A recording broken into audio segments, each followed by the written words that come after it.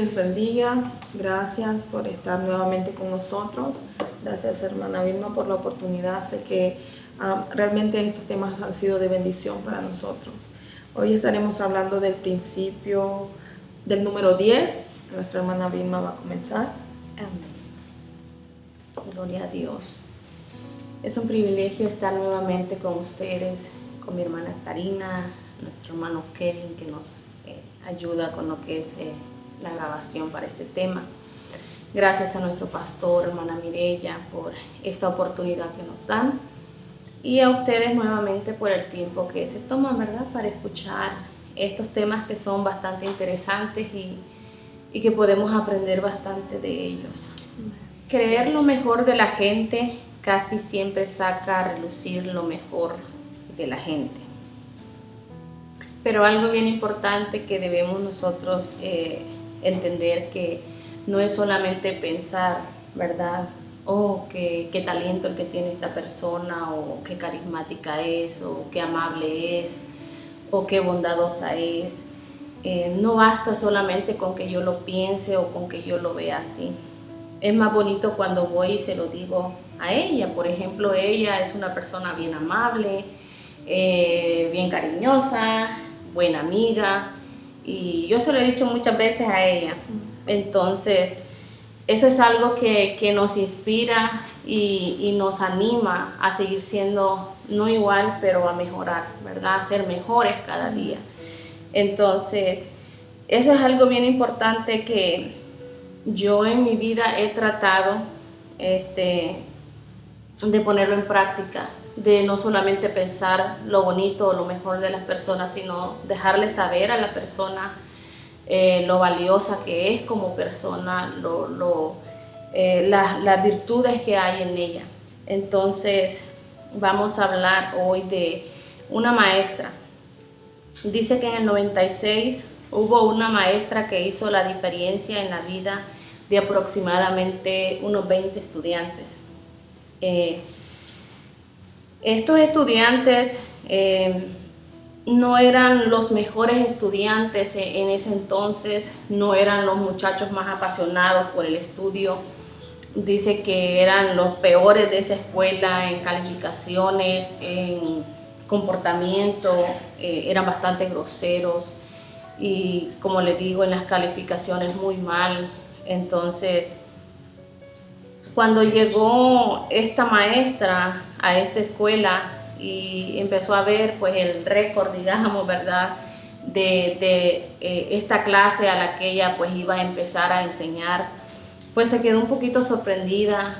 Y algo que a ella no le dijeron es que hace poquito la maestra que ellos tenían, dice que prácticamente había salido huyendo por el comportamiento de los muchachos, porque ella en realidad ya no podía más con ellos. Entonces, dice que el primer día de clase la nueva maestra llegó al salón normal, se presentó, saludó y todo a los alumnos. Pero como ellos ya, de seguro que ellos ya habían pensado, ella no va a poder con nosotros. Si las anteriores que han estado no pudieron, ella tampoco. Entonces dice que ese primer día fue un caos total en la clase. Los muchachos se comportaron como que si ella no estuviera ahí. Pero ¿qué pasa con esta maestra? Dice que ella se fue a su casa, terminó el día, fue a su casa, pero ella empezó a pensar cómo hacer para ganarse a estos jóvenes. O sea que ella dijo, yo no me voy a dar por rendida, yo no voy a decir no puedo, sino que ella empezó a pensar, a buscar tácticas para ganarse a estos jóvenes. Era tanta la mala fama de esta clase que dice que se le llamaba el infierno, o esa clase, ¿verdad? El infierno, por tan fuerte que era la cuestión en esa clase. Entonces, dice que al siguiente día, Rita, la maestra, porque así se llama, o se llamaba, se presentó al salón de clase con una resolución y segura de querer ganarse el corazón de ellos. Pero también el interés de ella era ayudarlos a ¿qué? A ser alguien en la vida. Porque entendemos que si si ellos no estudiaban como debía ser, pues nunca iban a llegar a finalizar sus clases, sus estudios y poder tener una carrera, ¿verdad? Entonces, el interés de Rita, esta maestra, fue ayudarlos como persona en cuanto a comportamiento, pero también ayudarlos a ser mejores en la vida. Entonces, a mí me impresionó mucho la frase que ella usó. Ella puso la fe en ellos. Dice que ella puso su fe en estos jóvenes. Ella no solamente pensó en, me voy a esforzar unos días y si no lo logro, pues me voy, ¿verdad? Me muevo de escuela porque si los demás no pudieron, yo no voy a poder. Esa no fue la mentalidad de ella, sino que ella tomó la decisión, ¿verdad?, de creer en ellos, de tener esa fe en que ellos sí podían cambiar. Dice que ella, aún viendo la actitud de ellos, porque no fue de la noche a la mañana que ellos tuvieron un cambio, sino que ella tuvo que trabajar bien duro, ella tuvo que ser bien paciente con ellos para poder lograr ayudarlos a ellos.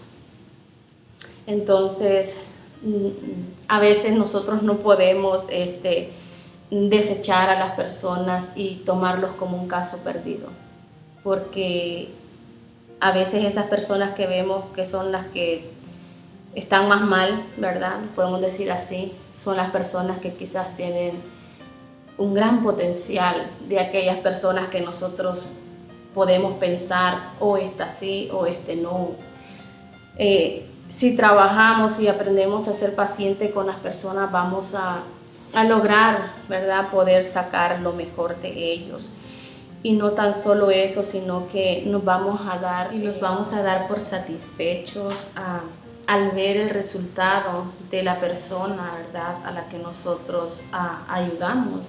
Nos vamos a sentir muy felices por ver ese resultado en esas personas.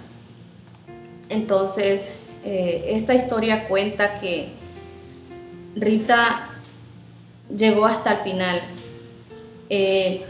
Empezó a ganarse la confianza de estos alumnos, empezó a motivarlos, a que cuando otras personas le decían que ellos eran un caso perdido, porque así lo cuenta la historia, que cuando le decían, oye, estás perdiendo el tiempo con ellos,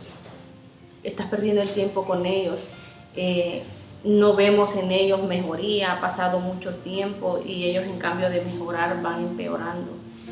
Pero dice que Rita, cuando estaba reunida con ellos, ella les dejaba saber a ellos lo que ella podía ver en ellos.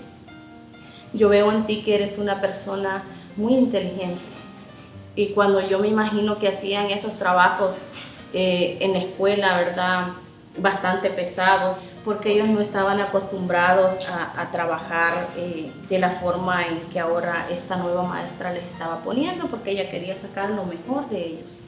Entonces me imagino que habían días quizás en que había 1 o 2 alumnos en la clase que hacían el examen y quizás les salía mal, ¿verdad?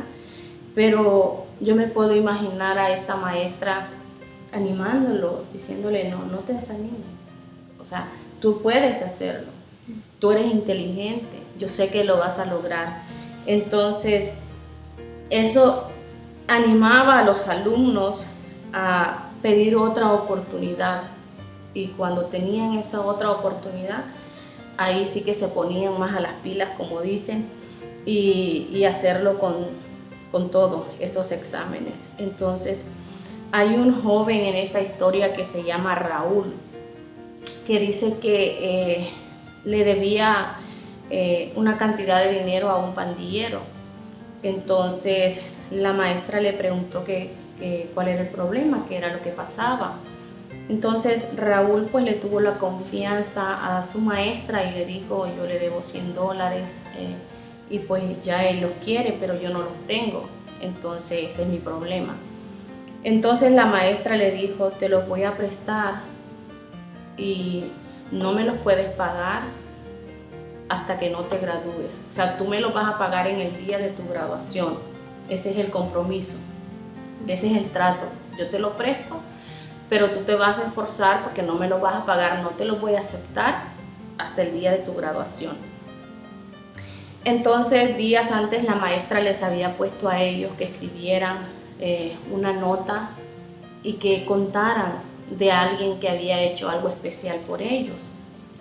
Entonces, en ese momento que la maestra le dice, yo te presto el dinero, ¿verdad? Y tú me lo vas a pagar cuando te gradúes. Él le confiesa a la maestra y le dice, ¿se acuerda que usted nos puso a escribir algo de alguien que hubiera hecho algo especial por nosotros? Entonces le dice él, yo me inventé una historia porque nunca nadie ha hecho nada especial por mí. Y le dice él, pero ahora sí tengo algo real de qué escribir, porque lo que usted ha hecho hoy conmigo es algo muy especial que yo no lo voy a olvidar. Entonces, la historia cuenta que Raúl se esforzó en estudiar y de toda su familia fue el que se graduó, fue el que llegó a tener una carrera muy exitosa.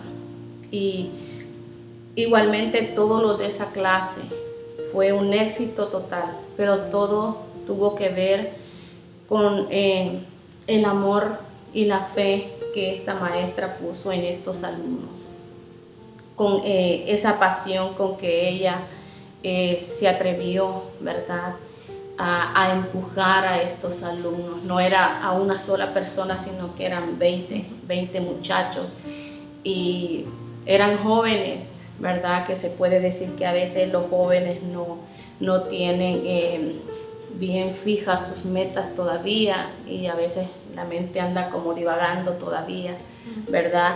Pero ella supo ser ese apoyo, ella supo ser esa ayuda para estos jóvenes, animándolos cada día, dándoles palabras de ánimo, diciéndoles lo mejor que ellos podían ser en la vida.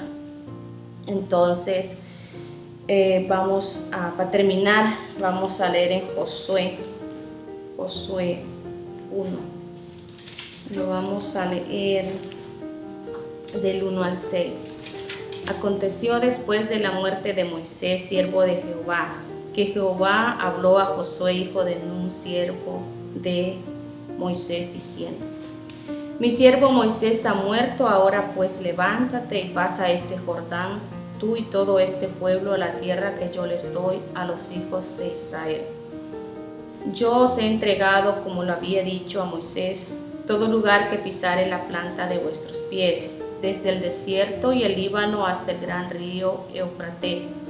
Toda la tierra de los heteos hasta el gran mar, donde se pone el sol, será vuestro territorio. Nadie te podrá hacer frente en todos los días de tu vida. Como estuve con Moisés, estaré contigo, no te dejaré ni te desampararé. Y esta es la palabra que a mí me impresiona. El Señor le dice: esfuérzate y sé valiente, porque tú repartirás a este pueblo por heredad la tierra de la cual juré a sus padres que la daría a ellos. Entonces, con el tan solo hecho de que el Señor le dijo a Josué: tú la repartirás, ahí ya el Señor le está diciendo: yo veo en ti que tienes el corazón para hacerlo, que tienes la capacidad para hacerlo. Te escogí a ti porque creo en ti. Yo creo que tú lo puedes hacer, ¿verdad? Entonces, aunque el Señor le dice, o sea, tienes que poner de tu parte, tienes que ser valiente y tienes que esforzarte.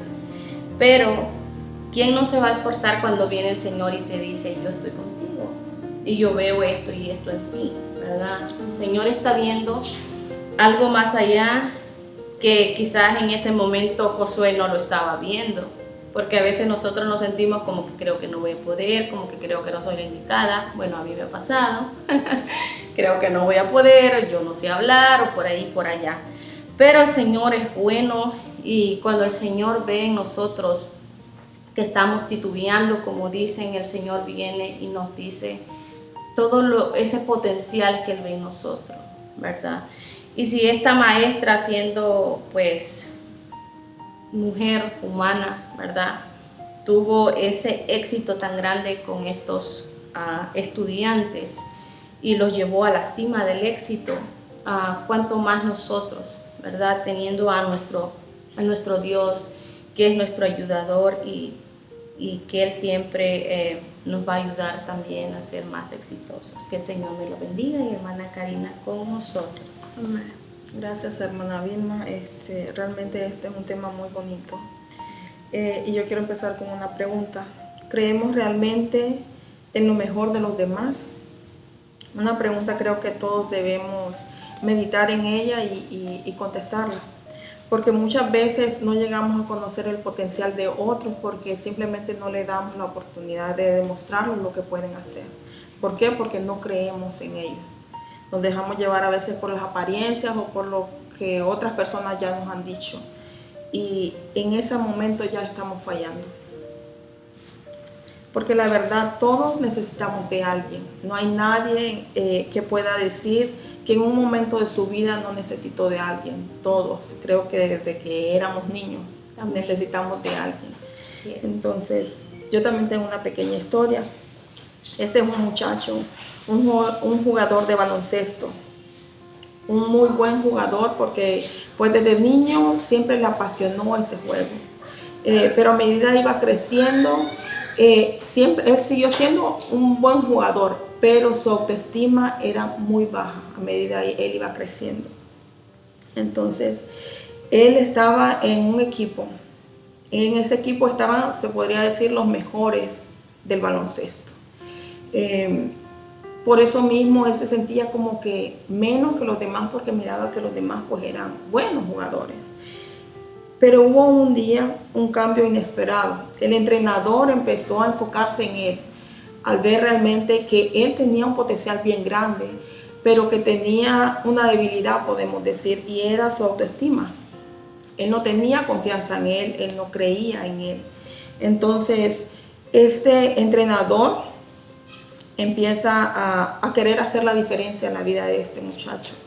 Y empieza... él reta a los otros jugadores y les dice, lo voy a retar, vamos a ayudarlo a él a levantarse y a que él vea realmente el potencial que él tiene. Los jugadores empiezan a elogiarlo cada vez y a involucrarlo porque realmente él se apartaba tanto que ni los otros jugadores se daban cuenta realmente que este muchacho era buen jugador. Realmente no se notaba ni como bueno ni como malo, simplemente como que él mismo hacía que los demás lo apartaran también. Entonces empiezan los jugadores a animarlo, empiezan a ver el potencial, entonces ya no era realmente un reto, ya realmente ellos estaban viendo lo que este muchacho podía hacer. Empiezan al campeonato, van al campeonato y... lo que se esperaba, pues se esperaba desde el principio que este equipo ganara porque tenía a los mejores jugadores. Pero a medida va pasando el tiempo, pues pasan dos cosas al final de esta historia. Y se gana el campeonato como todo el mundo lo pensaba, pero fue este muchacho el mejor jugador. Entonces podemos ver realmente que sí hizo una diferencia. Que ese entrenador pusiera los ojos en él y se enfocara. Y se desenfocara a lo mejor de los demás, porque realmente a él no le hacía más falta más jugadores buenos, porque tenía a los mejores. Pero realmente él lo hizo buscando ayudar al muchacho. Y realmente lo logró. ¿Por qué? Porque la vida de este muchacho después de este tiempo que pasó cambió. Ya él era un hombre que confiaba en él. Porque cuando alguien cree en nosotros nos motiva a ser mejores. Y no solo por nosotros mismos, sino porque no queremos defraudar a la persona que ha creído en nosotros. Eso realmente es el principio del número 10. Ayudar a los demás a sacar su potencial. Porque todos tenemos virtudes y todos tenemos debilidades. Pero cuando nosotros aprendemos a valorar las virtudes de los demás, entonces podemos decir que estamos haciendo realmente la diferencia para esta persona. Vamos a leer en 1 Samuel 1 y 2. Dice en el nombre de Jesús. Yendo luego David de allí, huyó a la cueva de Adulam, y cuando sus hermanos y toda la casa de su padre lo supieron, vinieron allí a él. Y se juntaron con él todos los afligidos y todo el que estaba endeudado y todos los que se hallaban en amargura de espíritu. Y fue hecho jefe de ellos y tuvo consigo como 400 hombres. ¿Verdad? Adulam dice que significa refugio. Me imagino que estos hombres endeudados, afligidos, como dice la palabra, amargados de espíritu, fueron a donde David porque pues dijeron, bueno, vamos a ir a refugiarnos con David, porque sabían realmente lo que David estaba pasando. Y al parecer ellos dijeron, bueno, vamos a ir allá, vamos a todos juntos, a sufrir juntos nuestras penas, o quién sabe qué habrán pensado ellos, qué habrá pasado por su cabeza, pero el punto es que buscaron a David para refugiarse con él. Pero podemos ver que David realmente dejó de enfocarse en él, en lo que él estaba pasando, porque también él tenía una prueba, podemos decir, o sea, lo estaban buscando para matarlo. Pero al ver que estos hombres llegan, me imagino que David, o sea, no se quedó, ay, sí, lloremos juntos. No, empezó a animarlos. Empezó a animarlos porque la misma palabra dice que fue hecho jefe de ellos. Entonces, ¿qué podemos ver realmente? Que David no se enfrascó en él y en su necesidad, sino que empezó a enfocarse en la necesidad de los otros, lo que otros necesitaban. Y que necesitaban ánimo. Necesitaban realmente una palabra que les dijera, tú sí puedes salir adelante, tú sí puedes hacer la diferencia en tu vida, tú sí puedes cambiar realmente tu vida. Y eso fue lo que estos hombres hicieron, podemos decir. Porque aquí mismo en 1 Samuel 23:5, la palabra dice que fue pues David con sus hombres a Keila y peleó contra los filisteos, se llevó sus ganados y causó gran derrota.